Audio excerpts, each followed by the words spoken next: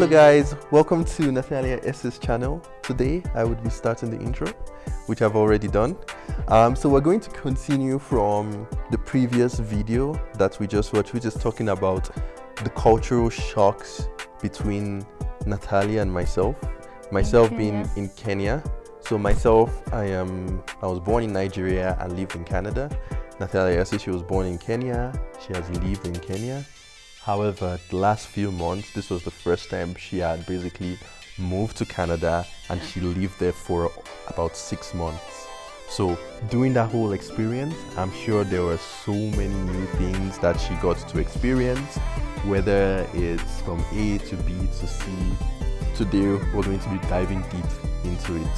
So the first question that I'm going to ask her is, what is the main difference, in your opinion, that you've seen between your experience living in Kenya and the first thing you experienced in Canada? What was the one thing that stood out the most? For me, it's the roads. The roads? Yeah. Oh, okay. Like, what happened to the roads? Like, in Canada, like, there is no traffic, there is no matatu, there is no piki, like motorcycles, and the traffic lights, like, people are just following the traffic lights. Like, in Kenya, people can just cross the road, like, okay, maybe there are some traffic lights, but people don't follow them. Follow it as much. Yeah, so, and some, let's say some parts, but most places they don't have traffic lights, so people just don't follow the zebra crossing. But in Canada, I saw, like, even if it's at night, even if it's that one car, even if there's no one on the crosswalk, says stop, you have to stop, because you may not stop and there was a car coming from nowhere and or maybe someone is. So I feel the transport sector, especially the roads, and most, like, there are no, like, noises on the roads, no, like, beep beep beep beep, like just aimlessly. It was a nice one. I love that one. And honestly, when I came back to Kenya, ask Kate. Go and ask Kate. Honestly, I was afraid of driving. So, it's the same thing when I'm here too as well. It's not that I can't drive, it's just like this thing. Let me add to that. One of the reasons why people behave like that is, even if there's no one there, in a lot of these traffic stops, there are cameras. So they take a picture of your car, and then you get the mail. Someone comes to your house and delivers. You're owing, you're owing 10,000 Kenyan shillings or something, and you have to pay, right? So it can get really okay. But that's definitely culture. Like, how about the, I guess just on the roads again too. How did you feel about, people, the pedestrians? Like, in Canada, do you feel our roads are like empty, or they're like very big compared to Kenyan roads, or a lot smaller? Their roads are so wide. Honestly, they're big, and they have, like, pedestrian roads. You can't find someone just walking on the pathway, like where the car is supposed to pass. They have, like, pedestrian places, and they have, like, wide roads. And you find that in Canada, it's not like sometimes in Kenya you find, like, this is the only way to take you to Kamakis and the only way to get out of Kamakis. There they have so many exits that you can use to get wherever you're going. So the road that you used going, tomorrow is not the one that you'll use when you're going. The map will show you another place. And there everyone uses, like, Google. You can't just drive because the place is so big. You can't just drive, like, closing your eyes, So you just need, like, a Google. And I learned to use Google. Honestly, I used to drive without Google. We get lost with Kate. But since I came back, I normally use Google. It's the same thing. Even if I'm going somewhere, I normally use Even if you know the place, you just put it on Google Maps just to be sure. Okay, how do you feel about, how do you feel about, in terms of culture shock, how do you feel about Canadians and our love of animals, for example? Like, was there anything shocking? Like pets? I get tired. Or what did you experience, or what are some of the things you saw that you were shocked? Tell me why in Canada they have daycare for what do you call the dogs? The small chihuahuas. They have daycare. How? And I don't know if you saw it, but I know when you were about to leave, that's when winter was starting. Yeah. But you know, some dogs, they dress them up and then Guys, they dress them with clothes, socks, gloves. And the funny thing is that these people, they value the Chihuahua than having kids, honestly. Most people, they have the Chihuahua. That's what I can say. Because I've seen so many daycares and daycare for kids. I saw Chihuahua daycare than for kids. And people love kids, the dogs. And for me, I'm not a lover of pets. So it's not like I'm attacking, but it's their, it's their culture. Yeah, it's so different. they love them. And honestly, when I used to walk around with AJ, they're like, oh. And their dogs used to come and smell AJ. Oh, does it? Yeah. Oh, okay, I didn't even sit down there. Yeah. Oh my God. Oh when my you God. went for your trip. Yeah. You know? Okay, so yeah, but yeah. But I used to fear them because there are others, they look. Yeah, there are some of the dogs that are big. They're big. Yeah, I think there was even times in the elevator too as well that when you come in, you were like, oh, the dog is like, maybe the dog is not like used to seeing like certain types of people, and the dog is like pregnant black lady, let me bark at her and stuff like that. I'm not fan of those, but in Canada, people, that one was like a culture shock compared to Kenya. Kenya people have those Chihuahua, but rarely. Most people don't have them. That one was one culture shock. Yeah, okay. So, were there any other? How about the healthcare system? Yeah, the healthcare system, for example, is that something that shocked you, or how was that different than? Okay, let me say this for both Kenya and Canada. Okay, Canada, they have its own benefit and disadvantage, and Kenya, we have its own advantage and disadvantage. You know, first, Canada, you have like healthcare is free. You can get the best doctors.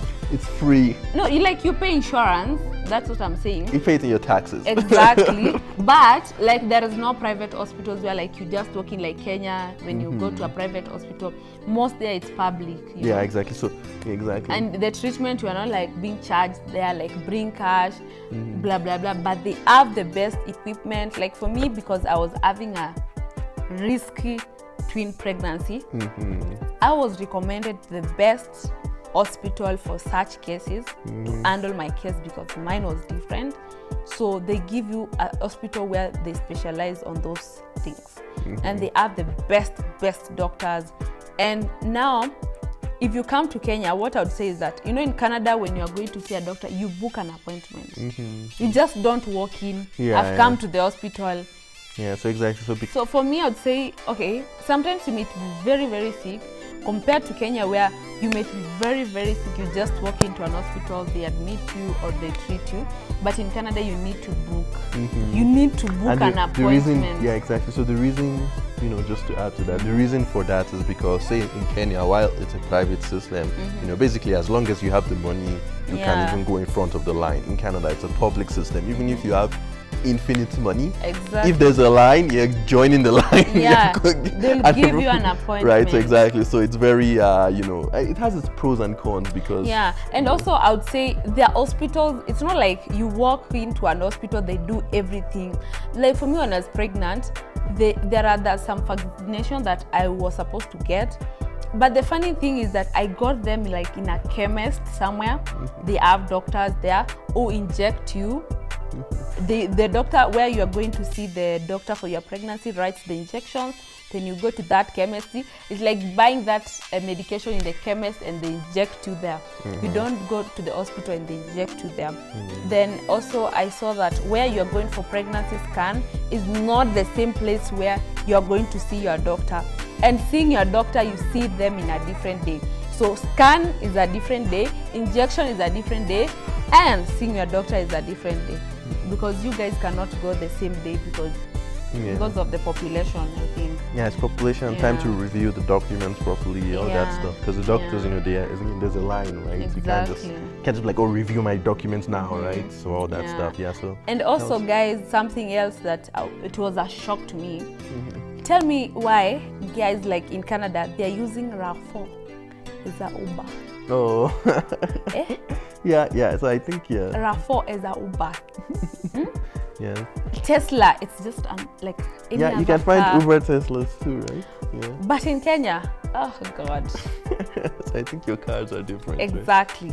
Mm-hmm. But nevertheless, I love my country, Kenya. Yeah. Talking of that, about cars. But their Uber, I love their Uber. They're so luxury, like you don't like need to stress. Like it's a car that you can go even for an event with, you know? Yeah, I think their Ubers are so clean and they're so nice.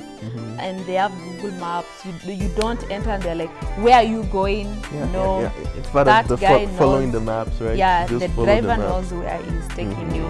And I saw there are like compared to Kenya, people are like starting to meet women like Uber drivers, but abroad, anyone can do that job. Like literally anyone. Yeah. People don't choose jobs. Yeah. That brings us to the next one is like, you know, how did you feel about the difference in terms of like the cost of living? I don't know if you were taking so much attention to the price of things and maybe like converting it in your head, but like say if you wanted to buy like a banana in Canada versus a banana in Kenya, like what's the difference in prices? Guys, talking of or like facts, avocado here in like the food. Tell me why avocado is 500 Kenya shillings. Why? And as avocado shago, it's free in our shamba. And avocado is just 30 bob. And actually we bargain to buy even that bob. Avocado is 500, you cut it. Jesus, it tastes water. Like literally it's tasteless. And I realized like abroad they have GMO and they have like original. If it's a banana, they have two types. You can buy the imported one or the one that they have planted, they are organic in Canada, but has more of. No, like, not even they can grow it, but the idea is it doesn't have the pesticides, all those stuff. Exactly. But most people buy those, even onions, potatoes, everything it comes in two, you know? So there is nothing like, it's you to choose which one you want to buy, but they're definitely expensive. And one thing I would say in Canada, the biggest culture shock for me, actually I think this one was the biggest. Food. Jesus. Food? Yes. What about the food? Food, guys, I looked for ugali, no ugali. The rice was not rising. No sukuma wiki. No sukuma wiki. You have to, the worst was meat. Up to now, I struggled to love Canadian meat. Oh yeah? It wasn't tasty. Oh. How about but we did like a barbecue. Barbecue was different because we went to buy in an Indian place. And it was barbecue the way they cut it. Yeah, the way they cut it is different. It's not like boiling and cooking it with sukuma wiki. Like literally that meat, it doesn't have taste. And remember, you guys mixed it with soya sauce, things like that for it to change. But for sukuma wiki, you can't put soya. So that meat was not meeting. It was tasteless. Actually, I was not eating meat in Canada. Yeah. I wasn't. You had some food for problems actually. Well, yeah, food. I had food issues. I would rather even eat fries and soda. And bread. And bread. Actually, I used to eat Nigerian bread, agege bread. And for ugali, I used to eat, there is a ugali flour that I bought in a Nigerian shop. Actually, in Canada, you'll find so many Nigerian shops than I did not find any Kenyan shop. So in Nigerian shop, they would put flour. I don't know what they use it for, but that's where I used to get flour. So I go to supermarket and buy eggs and I just cook ugali and eggs. Or I cook pondo and you cook pomo. So I would cook soup for me for pomo to eat like Nigerian. And also my sister-in-law would cook a lot of rice. Shout out that's to what I used. Yeah, that's what I used to eat. Thank you. That she really saved me a lot. I think the first month of me staying in Canada, even after giving birth, she was really there for me. And what other things that I would say about food is that Nigerians, there are so many that you can get restaurants for Nigerian food. Even people that cook at home and they do deliveries.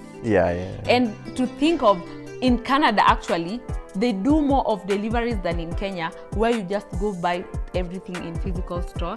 You guys do Uber, like deliveries. Yeah, like, there's more about that Uber stuff. Yeah, you know, and the eateries were so many compared to Kenya. Like fast food, there's so many. Like the Tom Martins, Tim Hortons, yeah, the Denny's, McDonald's. Exactly. Every day that I was Wendy's, going for clinic, I would go Harvey's. to Denny's to eat food. You know? Yeah. Yeah. Talking of that, let's talk about how, like, in Canada they have like people like are so many from different countries. Oh yeah. Like Yes, it's not exactly. like in Kenya you find so many Kenyans. Yeah. In Canada there are like so many Indians, so many Chinese, so many Nigerians, so many like I don't know how to even to call them. There are Canadians, Germans. Like everyone from all walk of life, they were in that country. Yeah, it's a melting pot. And sometimes they have like, you go to a place where like you find Indians are staying in this side. You can go to a place you find Nigerians are in this side. You can go to a place and find that Chinese stay in this side. But let me tell you, if there are people that are so many also, Indians are many in Canada. Yeah. Actually, the part again you were in.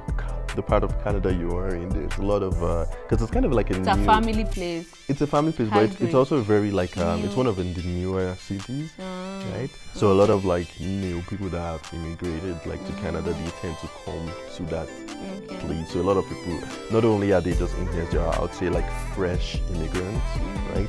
So it's not like but you know, if you go to like maybe other parts of Canada, like say Quebec or whatever, you would find like, or like in Quebec, maybe there's more like French people. In Vancouver, for example, there's way more Chinese people because it's really close to China, Vancouver. In maybe like other parts, you would find like but Calgary, there's a lot of Indians there for sure.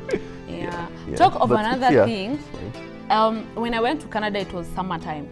So tell me why. In the morning, like by 5, the sun is already out. And it gets dark 9:30 at night.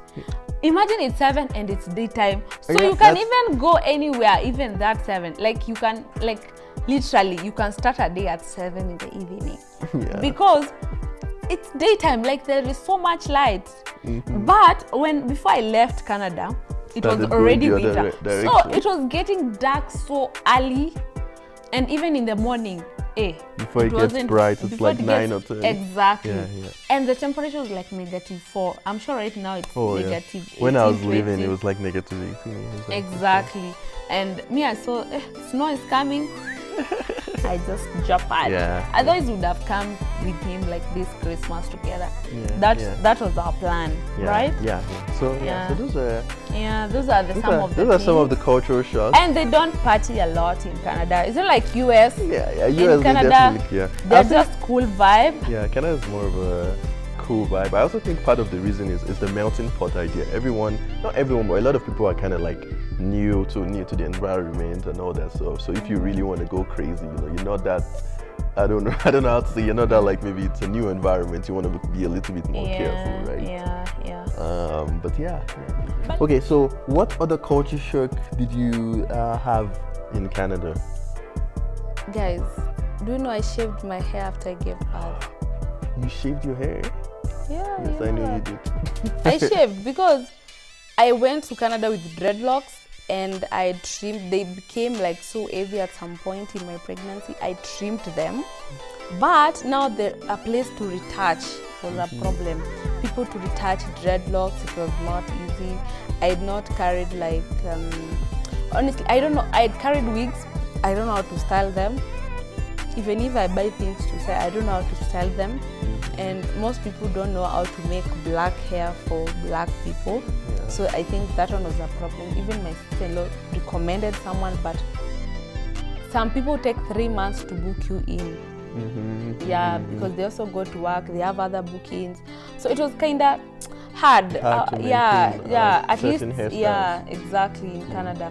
You can survive well with wigs, but people making their hair, it's pretty hard. I can imagine.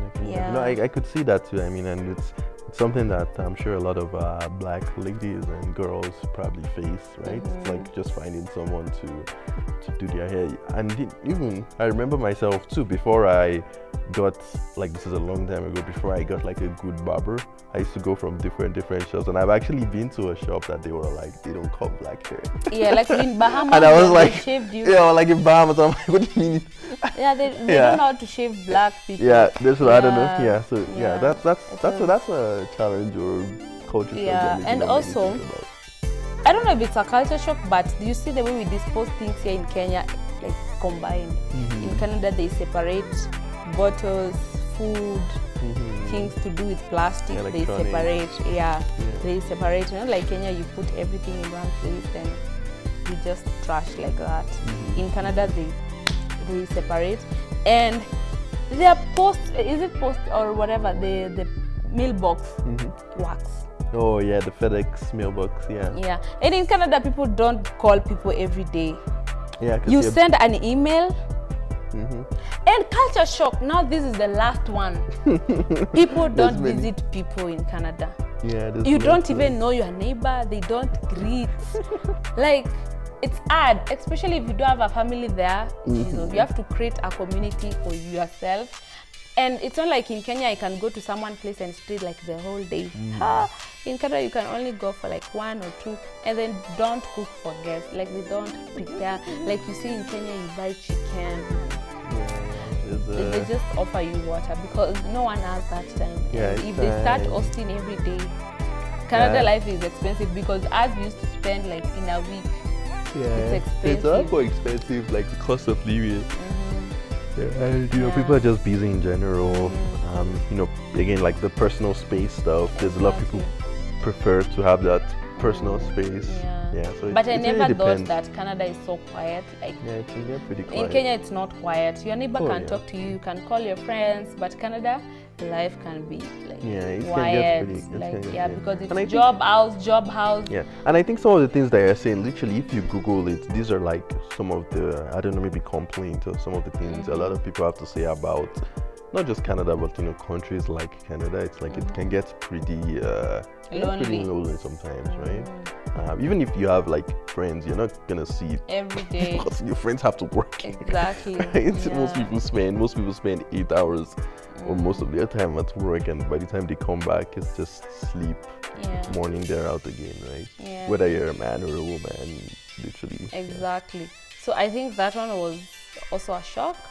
And I think that was it for today. So thank you for watching our videos. Thank you so much. And so those are the 2 shocking cultural shocks. Kenya from Canada to Kenya, and Canada vice versa. From Kenya to Canada. It's a vice versa. From Canada to Kenya, culture shock, the one that we did before.